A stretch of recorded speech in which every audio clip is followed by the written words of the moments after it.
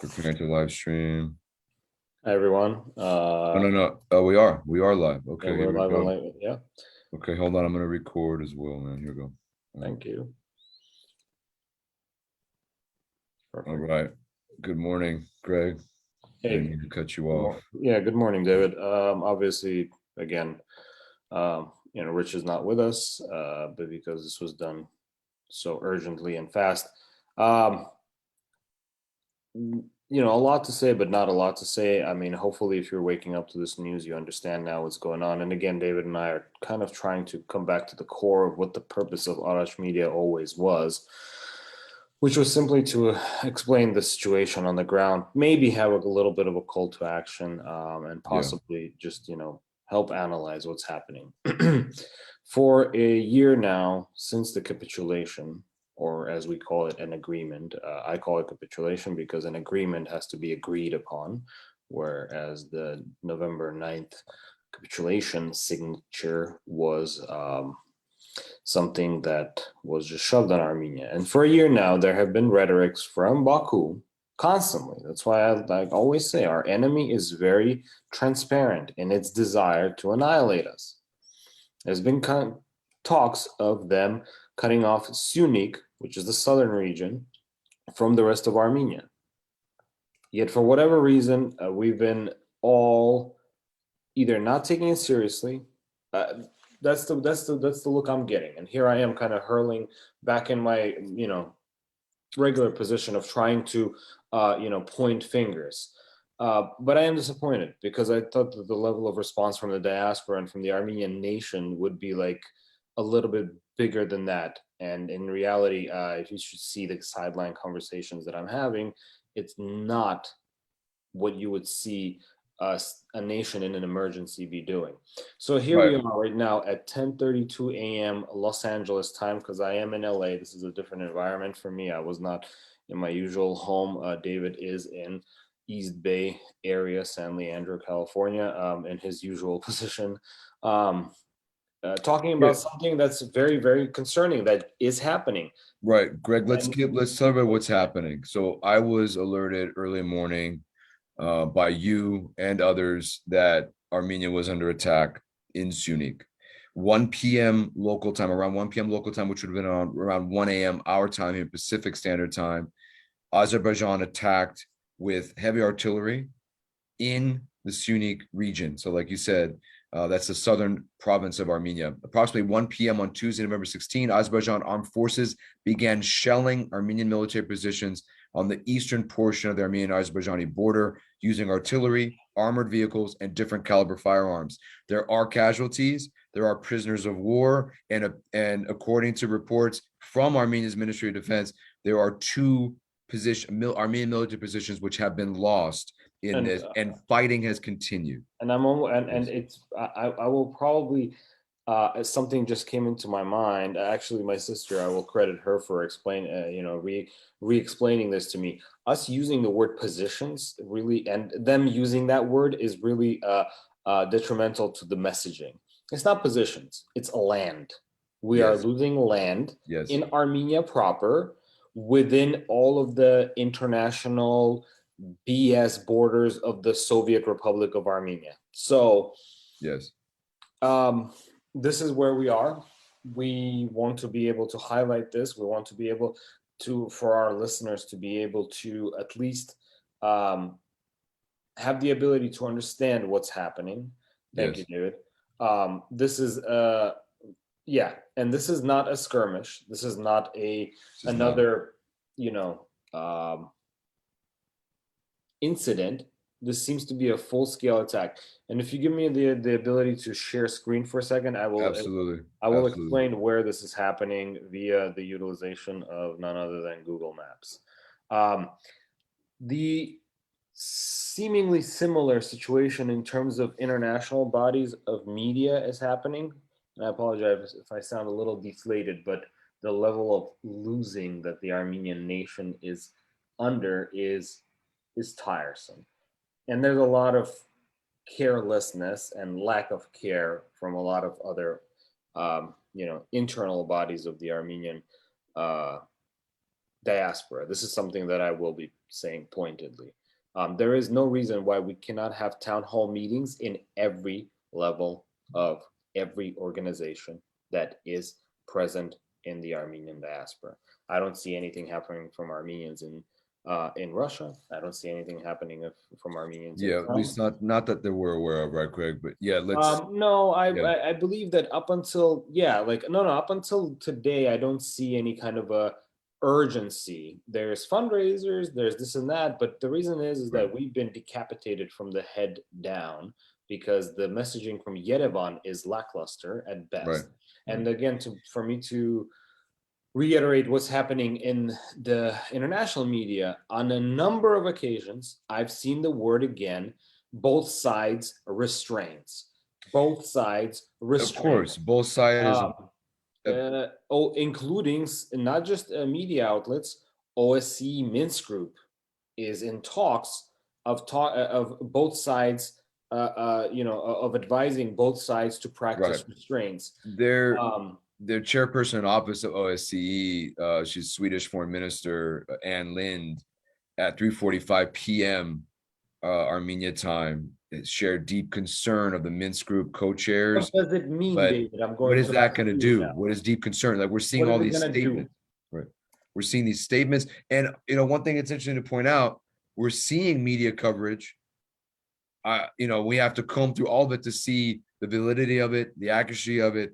But Reuters, BBC, Al Jazeera, you name it, even Forbes and Fox News are reporting about what's happening right now pretty quickly, which I think is interesting. But we have yet to see just how accurate it is and valid it is. But Yeah, thank you for letting me share the screen. yeah, So, yes, where thank is the you. fighting happening? Where have we lost lives, and where have we seen already through Since this year, Azerbaijan's media outlets that there are captive Armenian soldiers? yes, Not to mention the hundreds that are still in captivity, with Yerevan doing minimum, and I will go on record saying it, minimum to get them back. This is the area. This is the yeah, area the in fighting's question in now. Sisyan right there. Yeah, Yes, Sisyan. it's above Sisian and near Jermuk.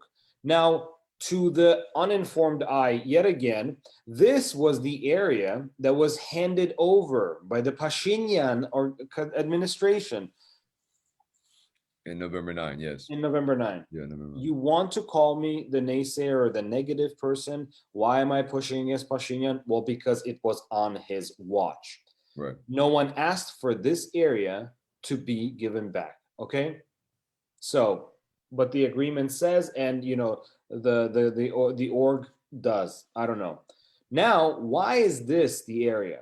Well, I'll tell you. This is the thinnest point between Nakhichevan, which is a formerly Armenian land, currently Azeri enclave of Nakhichevan, linked by purchase in the 1920s by Turkey of this 1 kilometer right here. This is all education. Armenians, educate yourself because the truth shall set you free. At least you will know. This is the thinnest. There's only 27 kilometers. 27 kilometers is probably the distance between one Phil's coffee to the other in the Bay Area. I'm trying to speak in layman's terms here. So 27 kilometers is less than 15 miles. Okay. That is the stretch right here. And if you don't think right now it's on the eastern. So, David, when these things happen, I'm thinking, oh, eastern. It's only a matter of time when I see a report of an attack on the western front of Syunik. Okay. Right. And that is why it's happening in this area. It has the thinnest amount of what do you call it? Right. And also Greg, which is a really good segue to this, on November 9, and it's uncanny how virtually a year later now they're attacking Armenia for this specific purpose. November 9 agreement, recall we talked about it on November 9 this year as we marked the 1 year since that agreement. One of the points on that agreement is a transit way connecting Azerbaijan to Nakhichevan. Yeah, And but I don't want you to feel no. distraught. It was supposed to be something called the Mehri corridor, which is way out right here. Yes, thank you, Greg. Thank you for that. So, but what Azerbaijan is doing right now is trying to take that and make that happen by force. They are trying to make that happen by force. And a member of parliament himself, Edmund Marukian, actually is pointing that out in parliament session. So in Armenia, there's that's a whole nother conversation. We can have a whole episode about the parliament's in shambles right now too. Opposition is boycotting parliament sessions because of what's happening. So, and also we're speaking about Armenian government. Just yesterday, Pashinyan fired the defense minister, citing Azerbaijan was attempting to incur. Well, very questionable timing. A day before we're seeing actual incursion and attack. I don't. How do you explain it? I don't know. What I don't. But if there was a united front and a united messaging within the diaspora, I'd be able to give you. I can give you my opinion, but this is just an opinion. I just don't know what else to say except for the only option is to switch the administration. Because something has to happen. Yes, Greg, I agree. I take a more proactive stance. I appreciate your something, which is no. I agree with you. I mean, because look, obviously the current leadership is not ensuring the borders are secure. Now, look, Russia has been formally asked for their assistance. I'm hearing rumblings on global WhatsApp groups I'm on that Russia's laughing at that request. So there are things that we, and again, this is something a little bit broader that we may at some point do in terms of a seminar for those that are interested.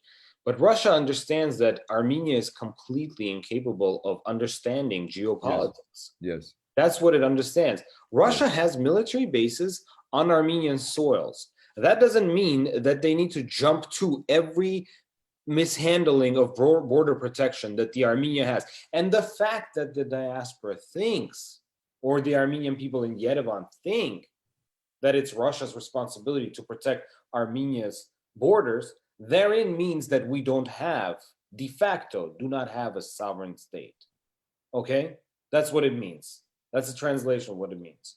Right. Greg, would you say there's too much reliance on the CSTO treaty then? Is that what this is? Are they trying to? Well, I would say misplaced. I think my personal belief, if I was to understand your question, is there's actually something else at play. There is predominant need to make Russia look like a bad friend and a bad supporter. Now, also, let's yes, it's evident. You know what I mean? It's when this loss is going to happen, and it is already happening. The juxtaposition is going to be like this: Russia did not help. Now, if you ask me from a bird's eye view, yes, Russia and Iran have a lot to lose if Armenia loses its sovereignty. Absolutely. And it's the conversation that we as Armenians cannot afford to even have, and here we are yet having it. Okay. But the Greg, point that's another good segue, because apparently, according to the Osprey's report, which is also other outlets are reporting a lot of this information, earlier on Tuesday, a phone conversation was held between Vladimir Putin and Ebrahim Raisi, the president of Iran. And they met. Apparently, this report is saying that they were firm on maintaining the current geopolitical order in the region. Yeah, because so yesterday I was at a town hall meeting organized by amazing groups here in LA. I'm supposed to be here selling wine, right? Because that's what I do. You will. But here I am going to. And the conversation is that yes, Turkey wants to get rid of Armenia because it will unlock the geopolitical influence of the region. Turkey wants to be the major regional powerhouse. Okay. But let's not fret, my friends, while we are being attacked. Turkish lira is at an all-time low. They are not doing good economically. They're stretched thin. My only concern is that the country that me and you live and work out of is not a good agent to the Armenians, because they would like nothing more than there to be a pest and a pestilence on the border of Russia and Iran and China. Absolutely. China, of which is Absolutely. currently modeling in the deserts of China, Right. what do you call it? Full-scale U.S. naval ship models for target practices. So this is like the world is in a very turbulent time, and I know that there are bigger things at play here. But I care about my little country, Of and I course. care about my nation. Of Okay. course, Greg, I mean, you touched on it again. It comes back to geopolitics, right? Turkey is a NATO ally. Russia and Iran are arch enemies of the US. So, And the Yerevan position is that we can somehow be with the West. exactly. And that doesn't make any sense. And so people need to understand this. I don't know how we can convey this any clearer than we are, Greg, any clearer than we have been for more than a year now. This is tragic. This is extremely difficult news to share. And we have to keep our eyes on it. We will keep our eyes on it. We will continue to share updates. I do have word of potential to see within the U.S. House or Senate if there will be a resolution condemning these attacks. Number one, what does it mean? You know, I like, know. what does it It's mean? not Like, going to. what does it mean? Is it going to actually impact over there? Probably not. But the other item is, and this one's even more important, if a letter will be addressed to Biden administration, calling upon them to stop the false equivalency of U.S. policies vis-a-vis Armenia and Azerbaijan, and make it clear to Azerbaijan that there will be consequences for their deadly behavior. We'll see if that happens. I mean, obviously, that would be a step in the right direction. The other really, again, this is coming from a really good friend of ours that is in the Armenian advocacy, Armenian lobby himself. Apparently, Jackie Spear has announced she will not run for re-election. She is retiring. That is horrible news to hear. In addition to all of this, she's been such a champion for Armenian advocacy as well. So Yeah. Well, yeah. I don't know. Maybe, you know. Well, Yeah, I did Greg. not know that. I did not know that. That's breaking. That's breaking news today. So she's not going to seek. Yeah, not to. Yeah. So we, you know, the people I meet here feel deflated. Yet I know that the messaging from those that I talk to in Armenia is keep on the message. And the Greg, message is that yes. We are so afraid of the past, yet the past was not as bloody as it is today. And I'm talking about the past 30 years, okay? And when I say we, it's mostly people that lived through the cold years of the 1990s, which, by the way, was not just cold in Armenia. It was very cold in Armenia and is extremely cold in Armenia.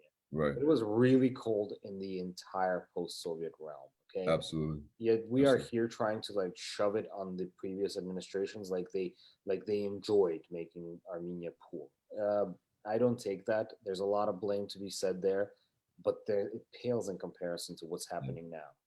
And in that being said, the need to have this prime minister step down is paramount. Like it's the most important thing that we can do. Greg, you know I agree with you.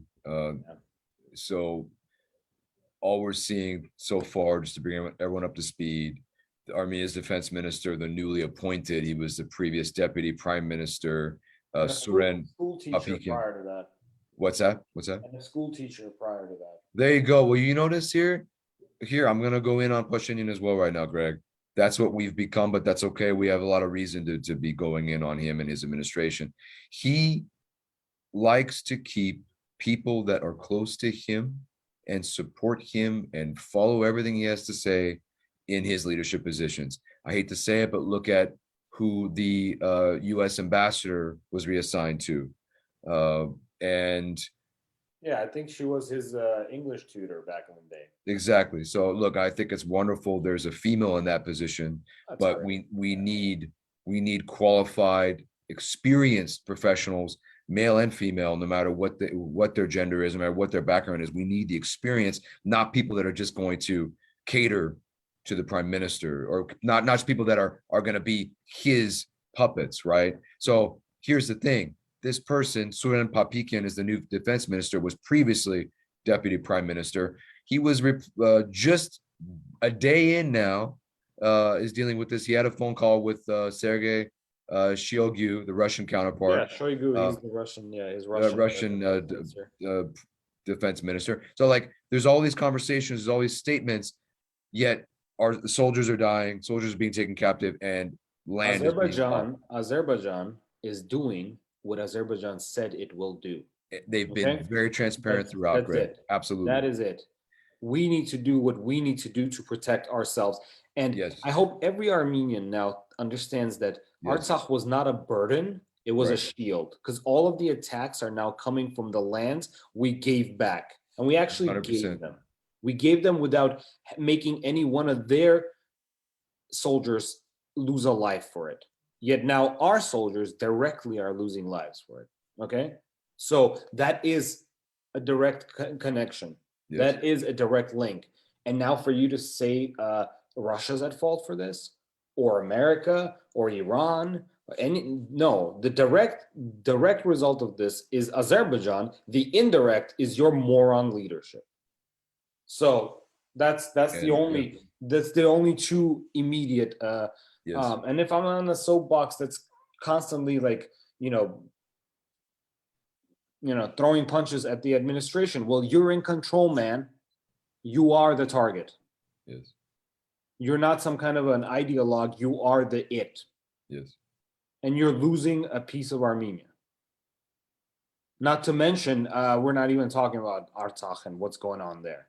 And these are all areas that were not an issue a year ago. That were not an issue because they were ours and they served as a buffer. And when Monte was liberating those lands, he knew he needed to do that because we need that buffer. Yes, Monte Melkonian. Yes. Artsakh. I mean, if somebody listening doesn't know who Monte is, I don't know what to say. No, there may not be, Greg. There might not be, but yeah. And we are part of what do you call it? There is a bigger issue that's happening here, David, and this we've said this. The pan-Turkic movement, what Turkey wants to see happen, which is a connector from Ankara all the way down to the border of China. Those are all Turkic nations. At some point, we can go on a deep dive, like how willing are those Turkic nations to be under the tutelage of Turkey? Right. But I don't know, Turkey seemingly has enough of a carrot, a big enough of a carrot to give to them. That's something we can deep dive later. Absolutely. But they also are tired of kind of oscillating between the West and Russia, and Turkey might be a different, scenario for them. And that is what is happening here at the loss of our boys and our lands. Right. So I urge everybody in the diaspora to wake up, to have an opinion, to have an informed opinion, to stay informed, to stay connected with us. No, and to take action, and to take action, start weeding out the narrative inside our groups. Like I was talking to a friend the other day. Why isn't every organization talking about this? Like we're all sitting there, like we have our backs to the wall or disinterested. I don't care about, I don't know, anything that has nothing to do with the pressing issue right now, which is the loss of land. If we lose Syunik, Armenian sovereignty is over. There might be a state which has a capital called Yerevan, but it'll have nothing and have no leverage. Right. It'll have no trade corridor. Well, it's important to note, Greg, isn't it important to note?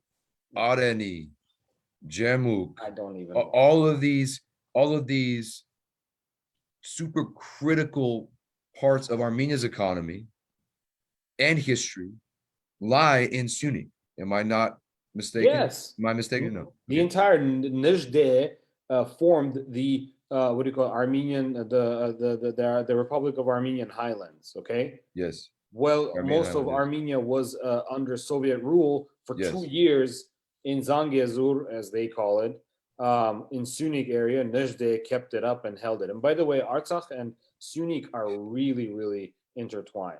So that's another reason why Azerbaijan's pushing in, because ideologically, those two regions are very much connected. Absolutely, you showed it on the map. You showed it on the map. Yeah. Let's wrap. Thank you everybody for watching. Stay tuned to the page. Share this video. Share. We're gonna keep posting news updates and so on as we're watching this develop. Hopefully, it does not develop further into a large full scale war. Although it is essentially, it already had. We've been. I mean, I'll thank you. Yeah, it is a war. And also, when people talk about like November 9th, it's all of one big war to me. Yes, Okay? absolutely. It really is. So because yeah, and also see what's happening right now, meaning like the deaths that are coming in and the people that are being murdered, and you want to integrate your economy with that, That cannot happen. That cannot like happen. Greg. That cannot happen. That cannot happen. So, yeah, that cannot happen. anyways, like I don't know, we'll keep going. The Absolutely. messaging And needs to be that I the just want messaging to, needs to be that Yerevan needs to change its administration. That's the yes, messaging. yes, That's it. I mean, firmly on that side right now. yes. If if people are afraid of Kocharan, let's put an interim government in place. I don't know. We'll figure out something else later. But at least those people will That's have. going to prioritize the Yeah, they're safety and going to security of Armenia. prioritize Syunik and the defense of Armenia and Yes, Artsakh. That's yes. it.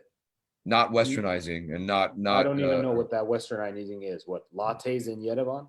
right. All right, I'm sorry. You I'm could being get cynical now. lattes in Yerevan, Yeah. Greg. You Oh, I'm can. sure. Yeah. Yeah. All right. Thank All right. you. Thank you everyone for watching. We're gonna keep updates on what's going on, and I just want to encourage everyone, Greg, you and I included, and Rich. We have to keep our resolve. We have to stay informed. We have to be aware of what's going on. Thank you for watching, everyone. Yeah, and ask the necessary questions, right? From Yes. your own local organizations. Like, what are we in our local orgs? You have a 3-person committee, ask those 2 other people. You have like a 100-person committee, take Yes. up a microphone and ask them, what are we doing? Because, I'll be damned if this time passes and our great grandkids will say, like, what did our generation do when Armenia was being, torn apart? I don't know. We were just dying on the internet. That's what we were doing. Anyways, love you all. Talk later. Yeah. Thank you, everyone. Take care. Take care.